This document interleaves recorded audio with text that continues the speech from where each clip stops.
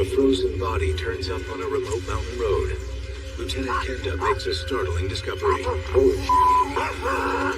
You got a mother and an adult daughter, both reported missing by their respective husbands. Well, now we know it's even more complicated than we thought.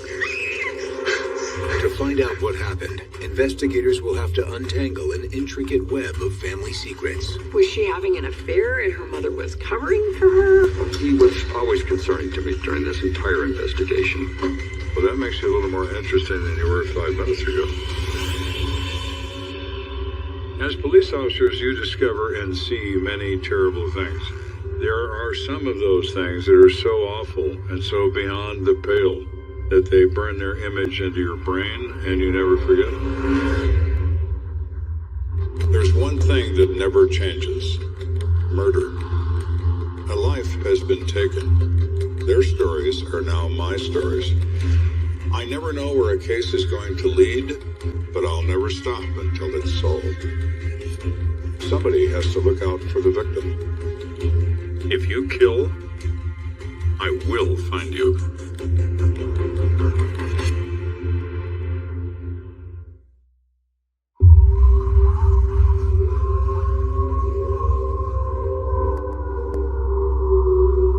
It's a brisk February afternoon. Ronald and Tara Keller are making their way towards Kingston Circle, a remote area in Teller County, Colorado. How much farther till we get there? Should be close. They wanted to go check out some property south of a little town called Divide. And it's high, it's way up in the mountains. Wow. So beautiful up here. Yeah, and deserted too. I haven't seen another car in over an hour. And so they're going down this road. That's weird. And they saw a car. So they stopped. Do you think someone else came to look at the property? Maybe. I wasn't expecting to get into a bidding war out there. And got out and approached the car. Oh, I should have brought another coat. And at that altitude, February is freezing. Car looks abandoned, doesn't it? Maybe they're up there checking out the land. Wait, what's that? Where? That. They thought they saw something that didn't look right. And then as they got closer still, it appeared to be a human. Oh, jeez, she's dead. She appeared to have been there for several days.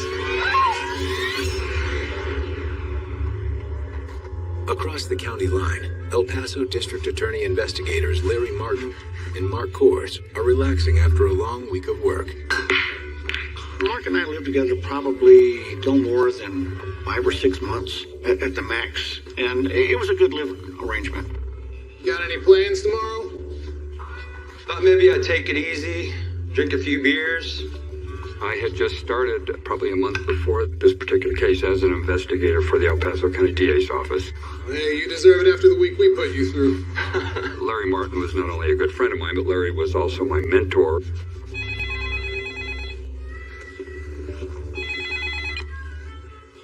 Hello, this is Martin.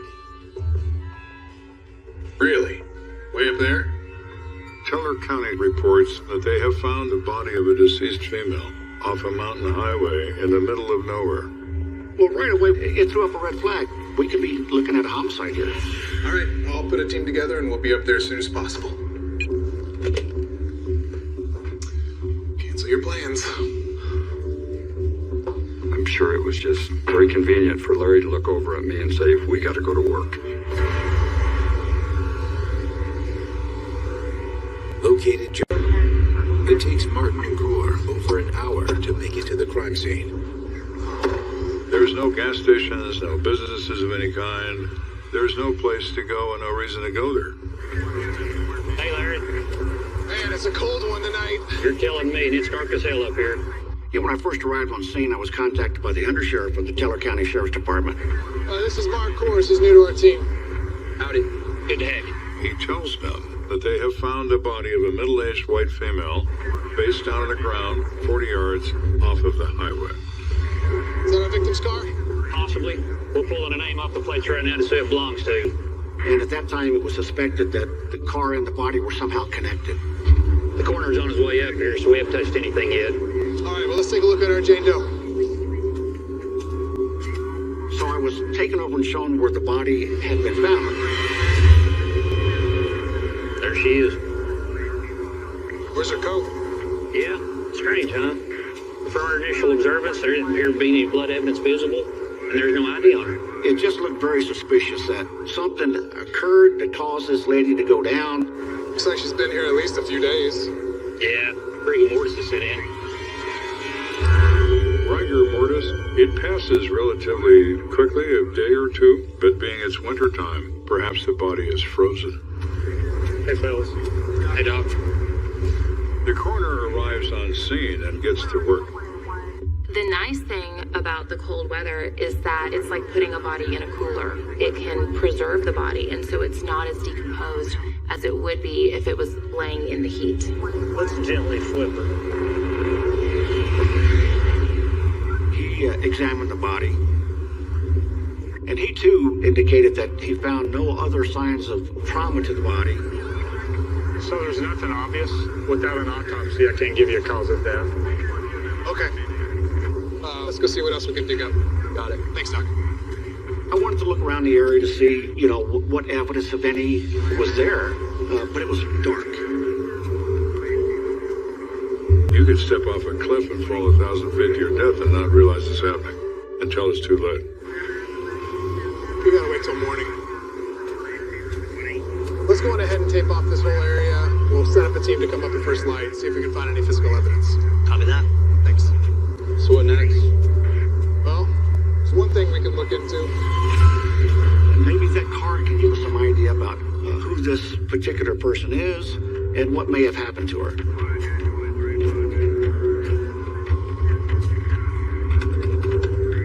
All the doors are locked, and no keys are found around the car or around this body that was discovered. So where are the keys for this car? No one knows. But we were able to notice that there was a purse sitting on the front seat. Excuse me, detectives. Got a hit on that plate. The car registers to a Madeline Proctor, who is 54 years old. Let's call in for a search warrant. Morning. We've got a lot of legal precautions because we still don't know exactly who the owner is and if they might actually be the suspect in the case. Within the hour, investigators get the green light to search the vehicle. It stinks. Right away, we smell a distinct odor of stale alcohol. And there are 4 empty wine cooler bottles on the back seat, and they're still got some little bit of liquid in the base. There's no damage to the car. They didn't crash land here. And it's got a full tank of gas. So why did they pull over here? Someone. She could have been running for her life. Or did she trip and fall down? I don't know. But for now, we're going to assume this is an intentional act. Well, let's see whose purse this is. So the officers open the purse. Think that's our Jane Doe? They find a Colorado driver's license in the name of Madeline Proctor, the registered owner of the car. It's definitely her. Her address is listed in Colorado Springs. Why is this person on this remote mountain road 70 miles from home? I think I know somebody who can help us with this. It was obvious that we needed to call the Colorado Springs Police Department, ask for some assistance.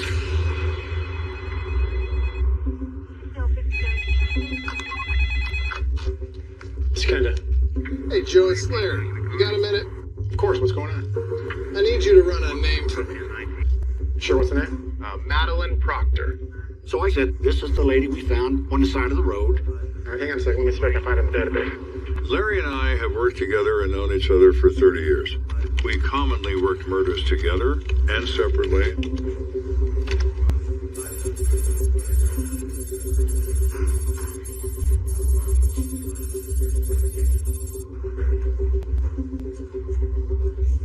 So in my computer, I determined that Madeline Proctor was listed as a missing person. And I think I got a file on her. Hang on a second. Sure, take your time. I looked up the report, which I kept in my office. Oh, this is interesting. She's reported missing 5 days ago by her husband, Bob. Really? Oh, wow. What's that? So I told her, I said, there's another complication here. I see a connected report. Madeline's daughter, Elizabeth Barnes, was reported missing by her husband 5 days ago as well. 26 years old, currently enrolled in the nursing program.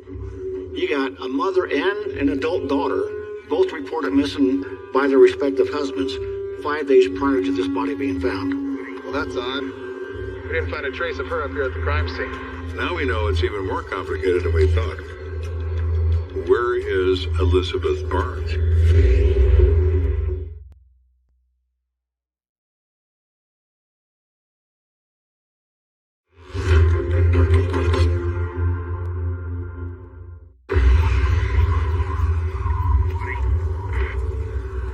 We're investigating the death of 54-year-old Madeline Proctor in Teller County. I've discovered 2 missing persons reports that are connected. One involving Mrs. Proctor and the other involving her daughter, Elizabeth Barnes. We don't know where Elizabeth Barnes is or how they both came to be missing at the same time.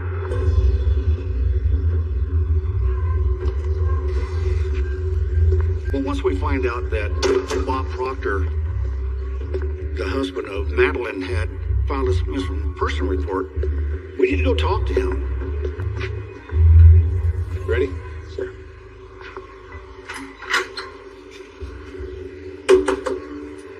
Well, when we first contacted Bob, we let him know that we were there in relation to the missing person report he filed. Did you find her and Liz? Are they okay? I think we should discuss this inside. And you could see it in Bob's face. Yeah. Okay. Which in some ways is good for him. No prior knowledge. Oh, you can just move that stuff anywhere. I haven't been able to keep up on cleaning since Madeline disappeared. It's okay. He is distressed before we say a word. So how long have you two been married? See, we got divorced about 10 years ago, but we still live together. You guys must think that's a little weird, right? Well, that makes you a little more interesting than you were 5 minutes ago. I mean, I guess it just works for us. He said that after the divorce, Madeline actually... I needed some help with the bills, so I got a roommate. She works a lot. She's never around much. And what's her name? Hannah Thompson. Anyway, things got complicated once Madeline got sick. Bob says Mrs. Proctor contracted the disease malaria, which is very common in Africa, and she became extremely ill to the point of nearly dying. So I bought her a plane ticket home and moved her into the spare bedroom. He was not romantically involved with her, but he still cared about her, and he felt it was his obligation to take care of her in her time of need. Can I get you another blanket? No, I'm fine. This tea's perfect. And how has that been, living together? We got a pretty good thing going. Hey, Dad. Hey. Hey, Mom. How you feeling? I'm still tired, but your dad's been taking great care of me. Good. Madeline and Elizabeth, her daughter, were very close. Liz, can I get you anything? Iced tea? Oh, no, I'm good. Thank you. And one of the benefits for Bob of having Madeline in his house was that it meant Elizabeth was around more.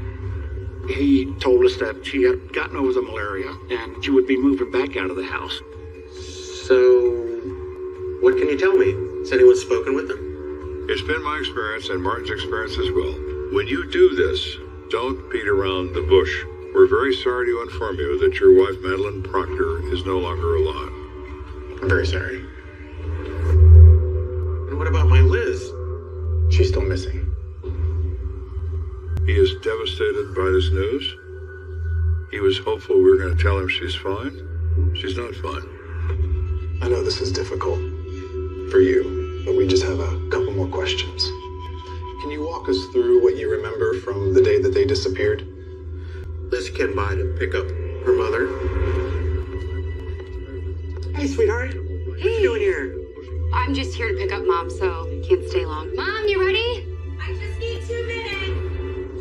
Where are you headed? Oh, just the library. They said they were going to go to UCCS, which is the University of Colorado, and work on a project they were involved in the library. See you later, Bob. Bye, Dad. Love you. Okay, be safe. I will. So they took off together, theoretically, to do that.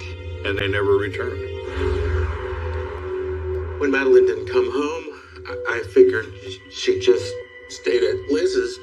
Then Bob says that the next morning, early, Mike Barnes, who is Elizabeth Barnes' husband, came barging in Bob's door in a panic and said, hey, she didn't come home. Well, we called the police. You know, Liz's dog is missing too. Oh, yeah? Badger. She loves that little guy. Takes him everywhere. So now we have 2 women and a dog that are missing. This adds up to what? Well, kidnapping? Assault? Murder? Who knows? All options are on the table. Mike probably won't shed a tear over Madeline.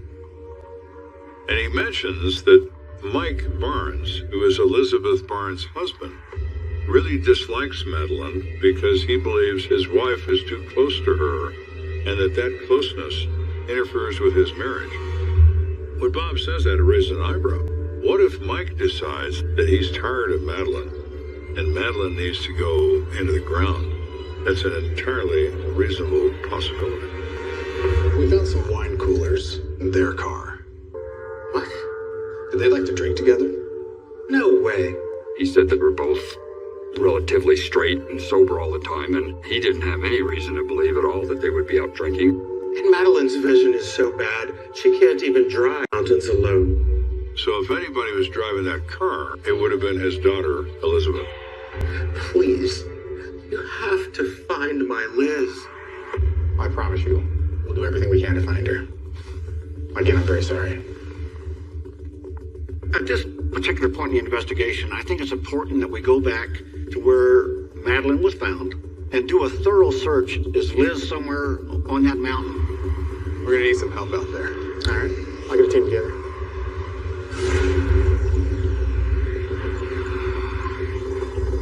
In order to cover as much ground as possible, Martin directs the team to search in a grid pattern. So it's very organized. It has to be. You can't just wander around and expect to find anything. You have to methodically search. You got to picture this terrain that we're dealing with here. It's very heavily wooded. Even in broad daylight, you can become disoriented in 5 minutes. So they've moved out about 100 yards from the car, and we're not finding anything.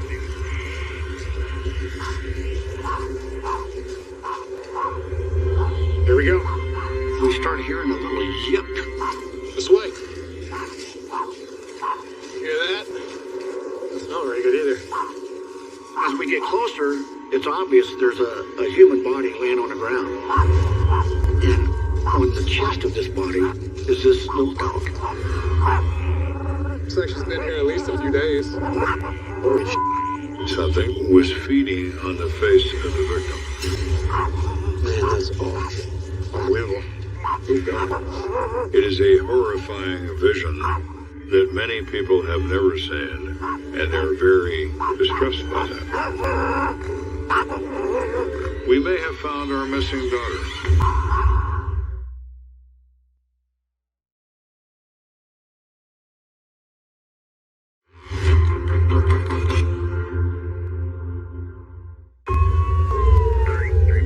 We have recovered a dead body in Tiller County, which turns out to be one Madeline Proctor. We're now present at the scene where we made a gruesome discovery, and we assume this is the missing daughter. That must be Elizabeth Barnes. And her dog. This was even hard to report on. She still had her bulldog on its leash on her wrist. It had begun to eat her. The dog was feeding on the face of the victim. It's hideous, right? Man, that's awful.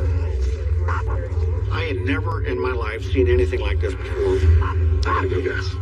that's quite disgusting, and it overwhelms some of the officers that are there that have never seen something like that. In its defense, this dog had been stuck without a way to get off of this woman for several days. What happens is the pet is licking the face, saying, hi, like, wake up. And then, you know, it kind of starts tasting good and they're hungry, right? And so it's a matter of survival. You can't fault the dog for wanting to remain alive. Hey, buddy. It's all right. Just here to help. Is there a name on the collar? Yep. Badger. Fitting. We just know that this dog was very traumatized. We also knew that we, quickly as possible, had to remove this dog. While we wait for the coroner, let's cut the leash and give the dog to the Humane Society. Okay, and I noticed these over here too. There's footprints everywhere. That's a strange pattern.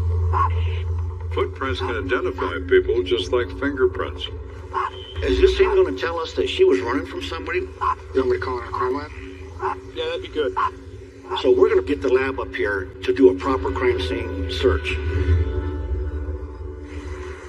Later that day, the coroner updates. I can tell you at this point.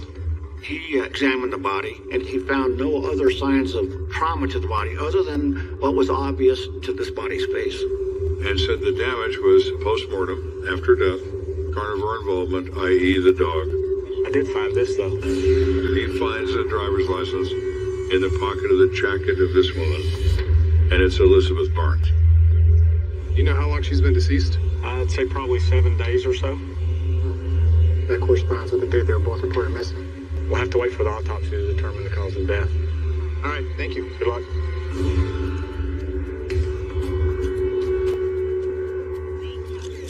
After the victim's body is removed, CSPD's crime lab is given the green light to process the scene. Now, they've got some pretty good equipment that they set up, and they take measurements, they take GPS locations so that later we can reconstruct the scene as we see it right at that particular moment. It's not over there.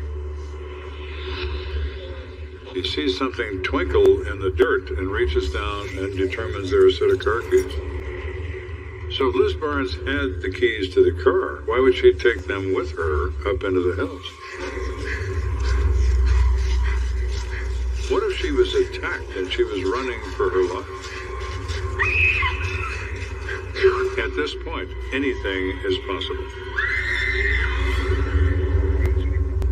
So after they conduct that search of those footprints, they report to Martin.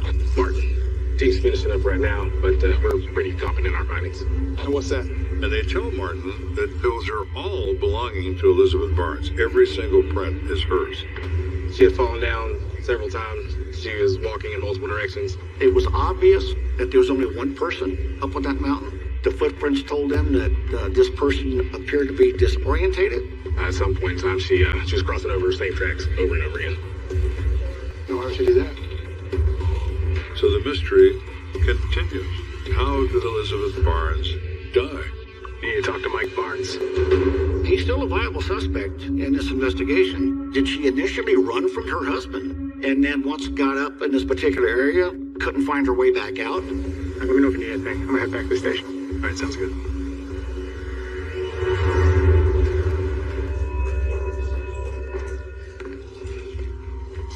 Thanks for coming down. Please, have a seat. Okay. Mike was certainly somebody we wanted to pay attention to in case he might have some criminal involvement in this. I heard about Madeline. Did you find my wife?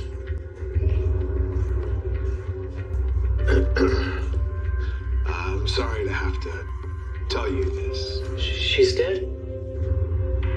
We told him, yes, that we had found Liz and that we had found her deceased in the same general area as we had found Madeline.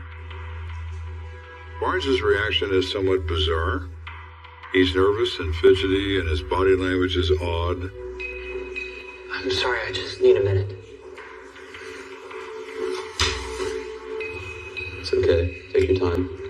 Are you acting oddly just because you're odd, or are you acting that way because you killed her? So, now what? We just need to ask you a few questions. Seriously? We had to ask him about his relationship with his mother-in-law, Madeline. And we told him we had information that there was some bad blood between the two of them. It's not that I didn't like her. She was just always around, putting a strain on our marriage. Can you tell us where you were the day that she disappeared? Yeah, I was at work. You can call them and check. Do you mind? Sure. Mike was always concerning to me during this entire investigation because his demeanor was just not consistent with how I would expect a reasonable person to act. Checks out. Except for the fact that he had a clear alibi. We could verify through his employer that he had been at work. I never wish any harm on Madeline. We just weren't close. And if I'm being honest, I always thought she was a bad influence on my wife. Well, what do you mean by that? It was very strange. I mean, the mom was 54 years old. The daughter was 26. That's not really your pattern for being a bad influence. Like, for example, the last time I saw Liz, she was all dolled up. Wow. You look nice. Thanks. Thought you said you were going to school. I'm picking up Mom in like 20 minutes. Mike says it was out of character for his wife to have her hair and makeup done on a general basis, but particularly because she was just saying she was going down to the school library with her mother. What can you tell us about Liz's school schedule? Michael said that he's well aware of her activities at school, and she had a mentor named Pete Gosher, who she spent a lot of time with in the library. They usually met once a week throughout the semester. You don't think he might have had something to do with this, do you? He said even though he knew that she was going to the college with her mother, that he felt that she was probably going to meet up with Pete. Was she having an affair and her mother was covering for her? There was another strange element to the whole thing. You definitely want him to account for his whereabouts when they went missing. What was going on with him and her at that time? So now we have a new name. Who is Pete Gosher, and what does he have to do with this disappearance and death of these two women? We don't know the answer to that, but we need to find out.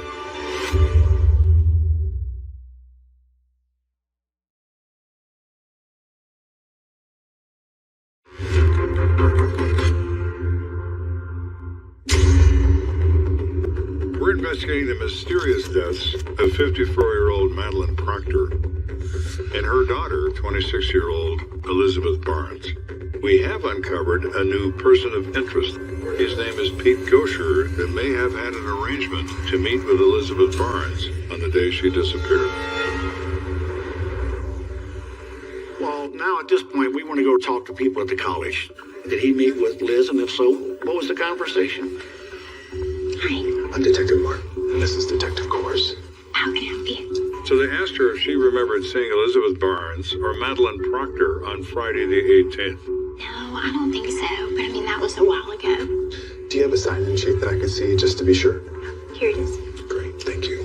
Martin checked those sign-in logs for the date of disappearance and found nothing. So the likelihood is great that she was never there. What about a Pete Gosher? Oh, yeah. He's right there. Sure, we'd love to talk to him, so we went over and introduced ourselves. Excuse me. Are you Pete? Yeah. What can I help you with? Do you know Madeline Proctor and Liz Barnes? Well, sure, I know Liz. He said we're in the same class together, and we work together in the library on projects that are connected to that class. I would call us study buddies. Fridays are our usual study days. But I feel like she's been blowing school off. Why is that? We were supposed to meet 2 weeks ago, and I hung around for an hour, but she never showed up. And she never called him to tell him that she wasn't showing up, so he was a little put off by that.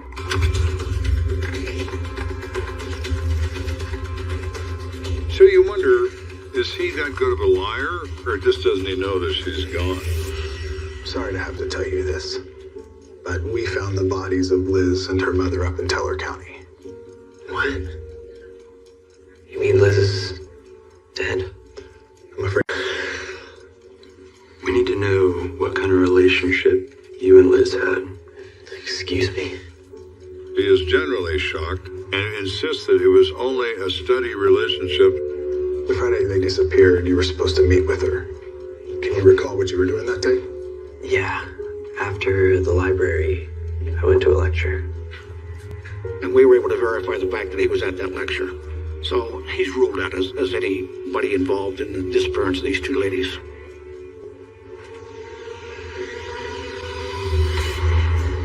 With little to go on, Martin checks in with Kenda at the station. We're going nowhere fast with this one. So what do we know so far? Well, we can eliminate the school, that's for sure. What if they never planned to go to school that day? What if they lied to their family? That's an interesting thought. Let's take a look at the map. What were they going to, and why are there wine coolers in that car? Let's see. Where their house is, right about there. It's only a few miles from where they resided to the University of Colorado. And they came up 24. And yet when they're dead, they're 70 miles plus from where they live. I think I know where they were headed. My thought at that point is it's pretty obvious then that they were headed to Cripple Creek. They probably missed the turn at Divide, got lost. That would explain why they're all dressed up. If you're looking for a place for entertainment when you go west out of Colorado Springs, Cripple Creek is going to be the best destination because of the casinos and the limited stakes gambling. And of course, every casino serves lots of alcohol and it's free, so it's a very easy place to go to if that's your intention. Maybe Liz and Madeline were trying to sneak away for a little bit of fun at the casino and never made it. Could that be? Yes. Could they have met somebody in Cripple Creek and things went south? Yeah, they could have done that too.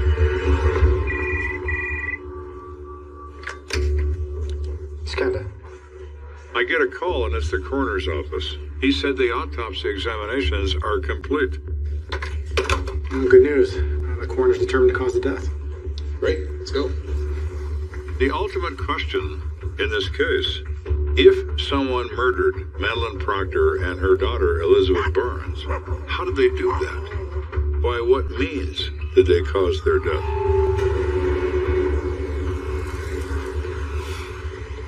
Hey, Doc. Hey, detectives, thanks for coming down so quickly. So what do we know? Well, I have to say, this is a really strange case. There was no outward signs of trauma to either body, other than the dog eating part of the face of Liz. So there's no bruising, there's no punctures, there's no hypodermic marks, there's no gunshot wounds, there's no stab wounds. Something had to kill him. And so we're left wondering what happened to these women. Sometimes the answer lies in the toxicology findings. The tox screen came back with a mild level of alcohol, but more importantly, there's a high dose of something else in their system. Really? What could that be? Are we dealing with two people who were drugged? It's certainly starting to look that way.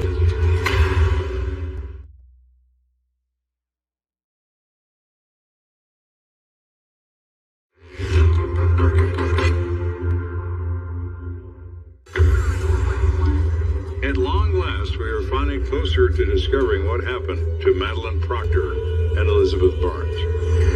Two women who were found dead up in the mountains outside their car. With their autopsies now showing signs of some abnormality, we must now figure out exactly what we're dealing with here. What was in the toxicology report? Have you heard of the new medication Zoloft? Ibuprofen, known as the selective serotonin reuptake inhibitor. And in 1994, this is still a pretty new medication. Doctors are starting to prescribe it to help combat depression. And physicians didn't know as much as we know now about the medication. So could they have overdosed on it? Based on the tox screen, I don't think so, but it could have altered their mindset. For these women to combine it with alcohol and then to go up into the mountains and have the change of elevation can really cause some concerning side effects. Even the coroner says that that would likely cause disorientation and confusion. Well, how'd they get their hands on it? Our investigation showed that there was no Zoloft prescribed to either of the two of them, so then we became concerned about where did it come from.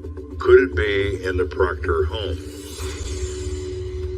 Police return to the house and find ex-husband Bob Proctor and roommate Hannah Thompson home. Both give permission to search the property. It's all about the reasonableness of your search, particularly under consent. You don't want to destroy somebody's home. You want to be very careful. Bingo. And lo and behold, prescription bottles. Hannah Thompson. But these antidepressants were prescribed to Bob's roommate. The discovery of that bottle with her name on it, Hannah Thompson, makes her a potential player in this event. What can you tell us about these? So when Martin produces this bottle of antidepressant, Hannah's face drops. Where did you get this? From your medicine cabinet. She admitted that she'd been having some problems with depression and had gone to the doctor, and he had prescribed these for her. Have you ever given any pills to Liz or Madeline? No, of course not. But Hannah says, I've noticed for some time now that there are some pills missing from these bottles. I suspected Madeline had been stealing my pills. Why would Madeline Proctor steal these drugs? And why would she give them to her daughter? We'll never have that answer. But taking those medications on top of drinking those wine coolers and driving up to the mountains apparently caused a problem with both of them. Later that week, the coroner makes his final ruling on the case. Well, there you have it. The ruling of the death was accidental. You're kidding. Primary cause, exposure. Secondary cause, hypothermia. Working a case like this, you want to come to a conclusion. We'll never have all the answers that we want, and that's sad. While no one will ever know what really happened to Madeline and her daughter Elizabeth, Kenda and Martin have a theory. It's obvious that the two ladies had a plan that evening. They were going to go out. See you later, Bob. Have some fun. Okay, be safe. I will. They are lying about where they're going and lying about what they're going to do.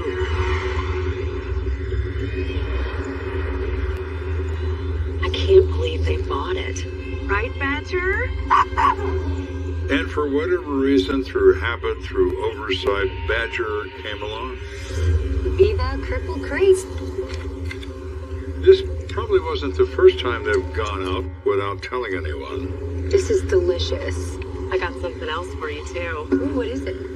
Just a little something to take the edge off. Here, take a few. Madeline at some point introduces the antidepressants to her daughter. What is her motivation? The only one who knows is Madeline, and she can't tell us. I cannot wait to hit the craps table tonight. If I win big, I can get my own apartment. I'm so tired of having roommates. And then I can visit you all the time.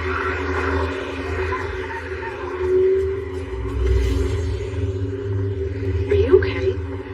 Yeah, I'm fine. The elevation approaching Cooper Creek is in excess of 9,000 feet. Impact increases with altitude. Do you know where you're going? Mind your own damn business. Then mix in some antidepressants. And we have two very confused and very disoriented women. Maybe we should pull over and check the map. I said I know where I'm going. I think easily there could have been an argument in the car. God knows, it's not that unusual for parents and children to have fights over how the child is driving. Would you shut up? Mom, can you just stop? He probably has to go to the bathroom or something. For whatever reason, they consciously stop the car. Why are you pulling over here? There's nothing for miles. Where else am I supposed to pull over? Okay. Just be careful. Watch out for wild animals. Yeah, okay, Mom. It was obvious to us that Liz was probably the first one to leave the car. She gets out of the car, she's still got the car keys with her, and she's got her dog with her. Let's go.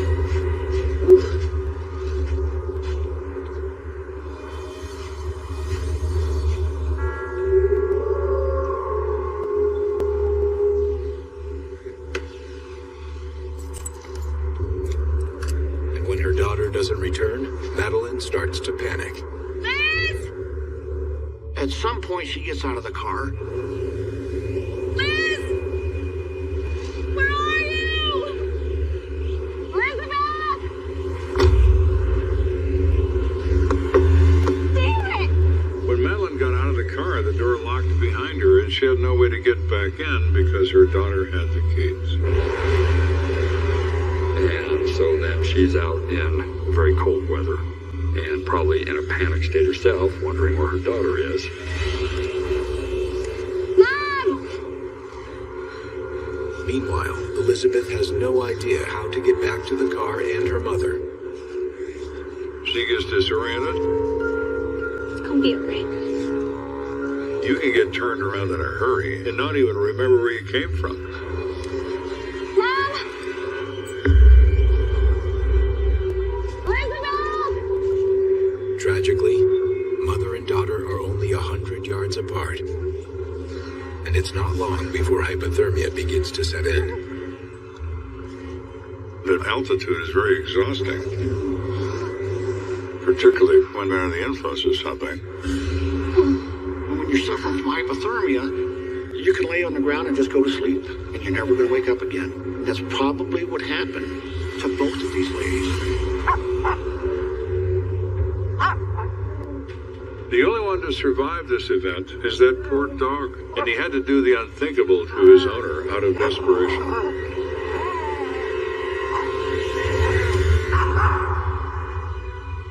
The daughter was in nurses training.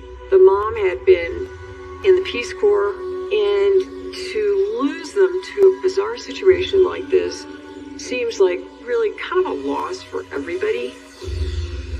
As far as we're concerned, case closed, accidental deaths. That case will never be closed for Bob and Mike. They'll live with this for the rest of their lives, wondering what happened and why did it happen.